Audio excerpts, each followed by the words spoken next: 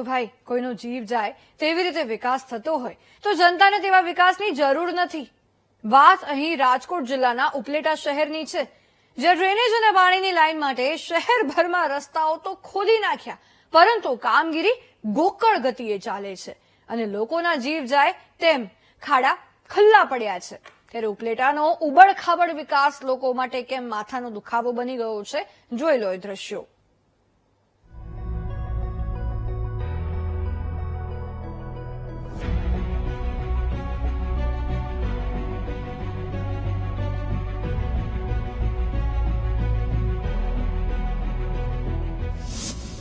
ઉપલેટામાં ઉબડખાબડ વિકાસ, અહીં જીવ જવાની પાક્કી ગેરંટી।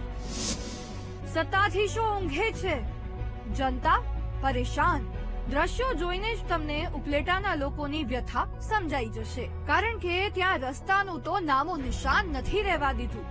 જ્યાં જુઓ ત્યાં ખાડા અને ખોદકામ। વાત એમ છે કે શહેરમાં નવી ડ્રેનેજની સાથે સાથે પાણીની લાઈનનું કામ ચાલી રહ્યું છે, જેથી કોન્ટ્રાક્ટ એજન્સીએ દરેક રસ્તાઓ ખોદી નાખ્યા છે, પરંતુ કોઈ પણ પ્રકારે લોકોની સુરક્ષા મુદ્દે ધ્યાન નથી આપ્યું। ખાડા ખોદીને મૂકી દેવાયા છે, પરંતુ કોઈ પણ બેરિકેડિંગ નથી કરાયું। ગટરના ઢાંકણા ખુલ્લા મૂકી દેવાયા, ક્યાંક આખો રસ્તો ખોદી નાખ્યો, પણ કોઈ બેરિકેડ નથી મૂક્યા।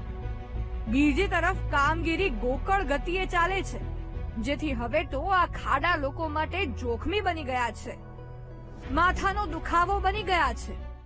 હાલમાં ઉપલેટામાં વિવિધ યોજનાઓ હેઠળ નલ સે જલ, ઉગર ગટર જેવી યોજનાઓ શહેરના લોકોને સુવિધા મળે તે રીતે કામ ચાલી રહ્યું છે।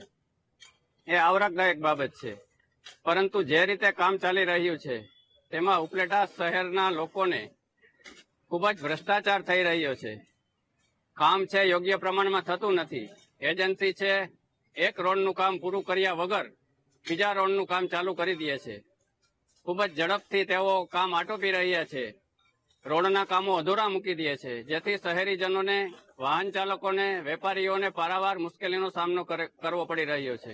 રસ્તા ખોદી નાખવામાં આવ્યા છે, સમય પર કામગીરી પૂરી થતી નથી, વેપારીઓના ધંધા પડી ભાંગ્યા છે, તો સ્થાનિક રહેવાસીઓ પણ પરેશાન છે।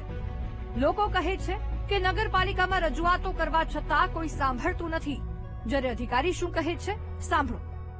આજે નલ સે જલનું ને ભૂગર્ભનું કામ ચાલી રહ્યું છે, જેમાં આપણે જે રોડનું ખોદાણ થાય છે તો એમાં ત્યારબાદ માટી પૂર્ણ કરીને પછી પેચવર્ક કરવામાં આવતું હોય છે। ઘણી જગ્યાએ કઈ ફરિયાદો હતી એટલે આપણે જીવડીસીમાં રજૂઆત કરી, પ્રોજેક્ટ એન્જિનિયર સાથે મિટિંગ યોજી અને ચોમાસા પહેલા જે પણ જગ્યાએ ખાડા પડેલા છે તે જગ્યાએ પેચવર્ક કરી અને રસ્તામાં કોઈને ચોમાસા દરમિયાન ચાલવામાં મુશ્કેલી ન પડે એ માટેનું આયોજન કરવામાં આવેલું છે।